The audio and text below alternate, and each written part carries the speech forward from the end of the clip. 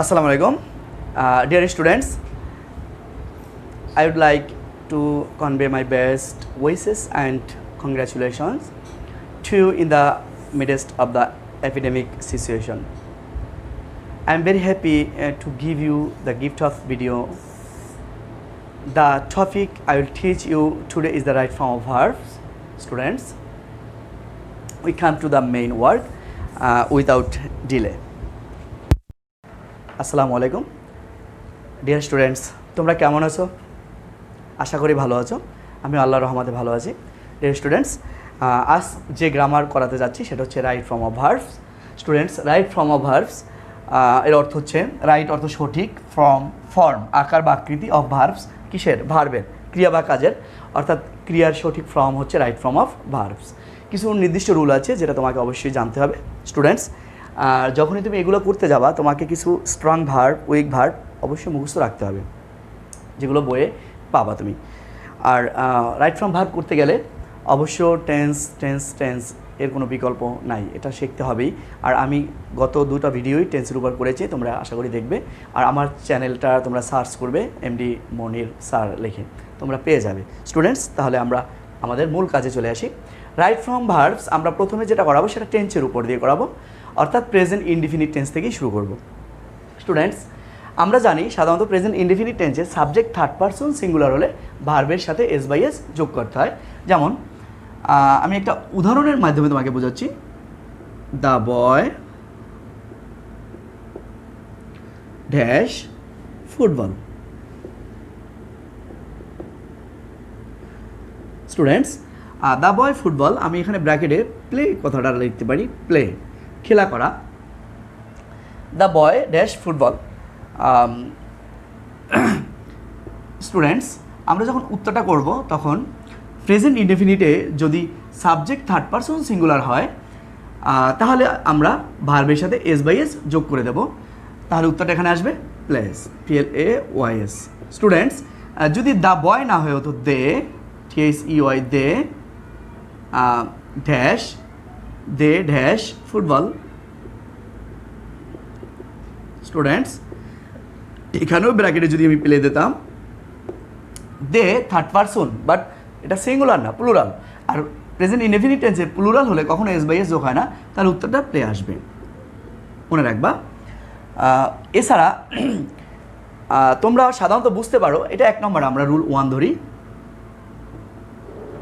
Rule 1। Students, rule 2 এ আসবে।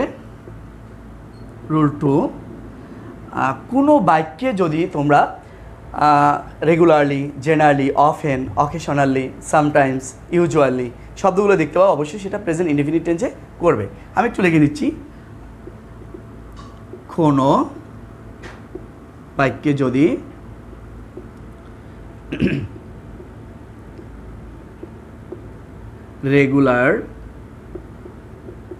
Regularly, often, sometimes,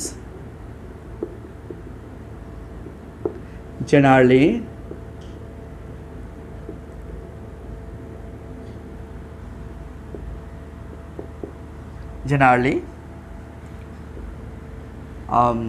occasionally, regularly, often, sometimes, generally ইত্যাদি থাকে, তাহলে অবশ্যই সেটি প্রেজেন্ট ইনডেফিনিট টেন্সে করতে হবে। স্টুডেন্টস, এছাড়া এই ধরনের বাক্যে অনেক সময় নর্মালি থাকবে। জেনারেলি বানানটা আমার একটু ঠিক করে নেই, GENERALLY,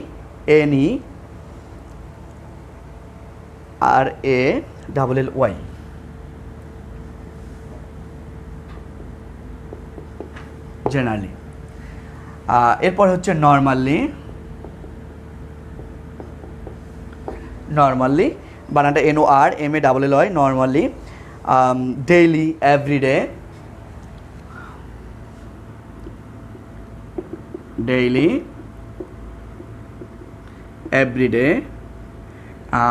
ETC এটসেট্রা ইত্যাদি থাকলে তোমরা সেটা অবশ্যই প্রেজেন্ট ইনডেফিনিট টেন্সে করবা।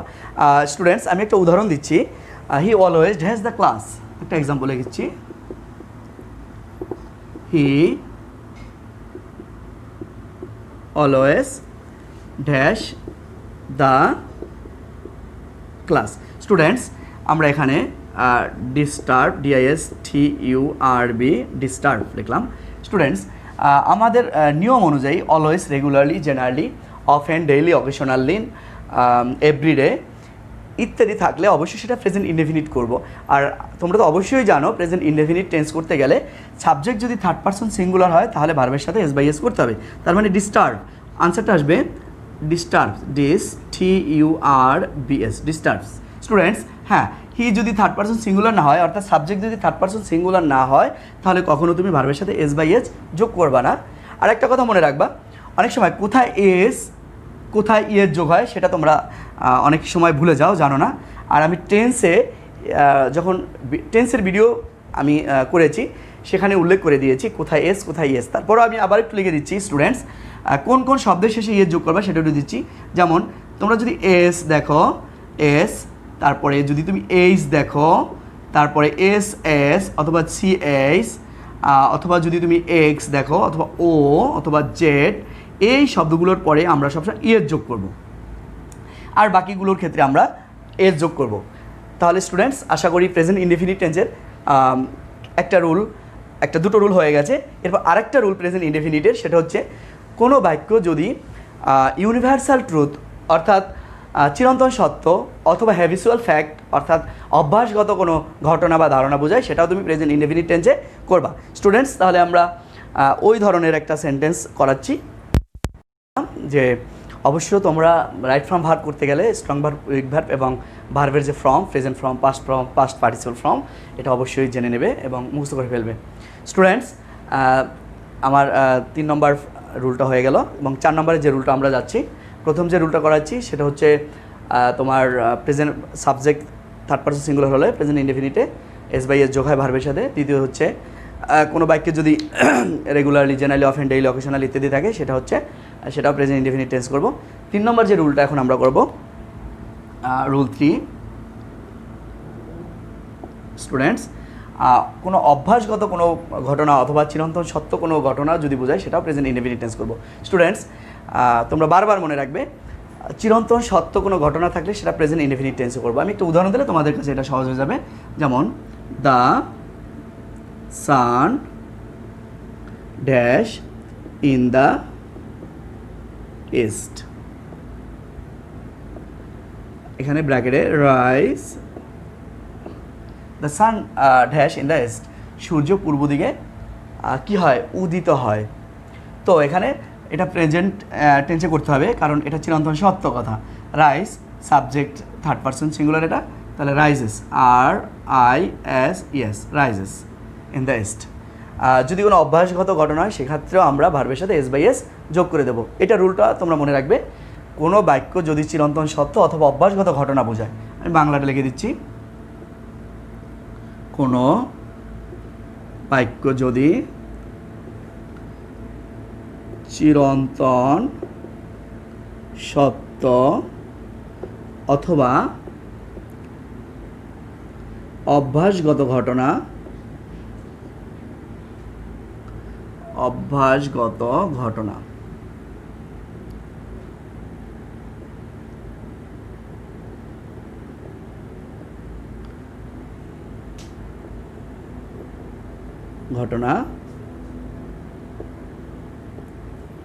বোঝায়, অবশ্যই সেটি প্রেজেন্ট ইনডেফিনিট টেন্স করতে হবে।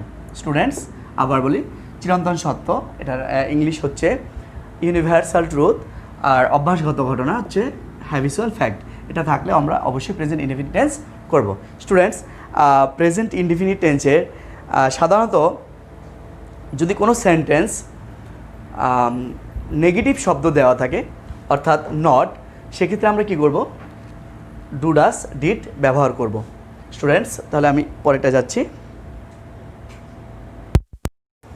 ডিয়ার স্টুডেন্টস, রুল 4, বিভারবিহীন বাক্যকে নেগেটিভ বা ইন্ট্রোগেটিভ করতে হলে সেক্ষেত্রে ডু, ডাস, ডিড ব্যবহার করতে হয়। আমরা একটু লিখে দিচ্ছি, বিভারবিহীন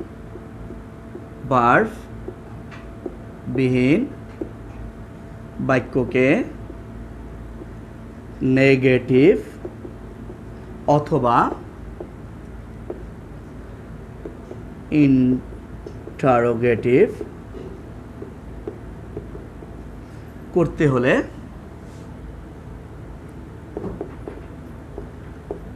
হলে tense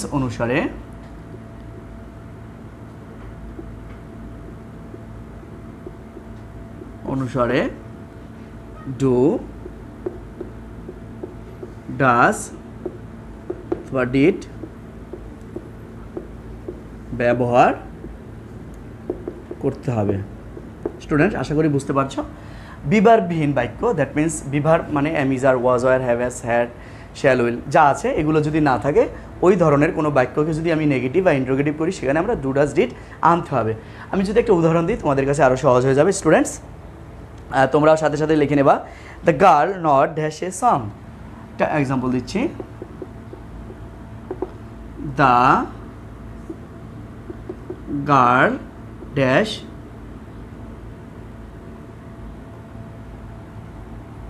the girl not dash a song bracket a sing sing sing. Students, be verb নাই বাট নট আছে নেগেটিভ। আর বিভার্ব ছাড়া ডাইরেক্ট নট বসানো যাবে না, একটা শব্দ আনতে হবে, সেটা হচ্ছে ডু বা ডাজ বা ডিড।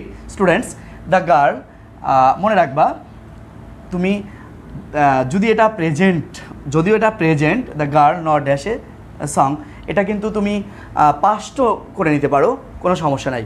কিন্তু তোমাকে টেন্স ও পার্সন অনুসারে সঠিক ভার্বটা বসাতে হবে। অর্থাৎ কোনটা বসাবা, ডিড, ডাস বা ডু, যে কোনো একটা বসালেই এখানে হবে না, চিন্তা করে নিতে হবে। যদি আমরা এটা প্রেজেন্টে করি তাহলে দ্য গার্ল ড্যাশ নট, অবশ্য ডু নট যদি দিতাম তাহলে এখানে সাবজেক্ট থার্ড পারসন সিঙ্গুলার হলে কখন আমরা ডু নট করবো না, ডাজ নট করবো। আর যদি তুমি এটা পাস্টে ধরে নাও মনে মনে, তাহলে the girl did not sing a song. The girl did not sing a song, বালিকাটি গান করেনি। আর যদি বলি the girl does not sing a song, বালিকাটি গান করে না, যেহেতু নট আছে।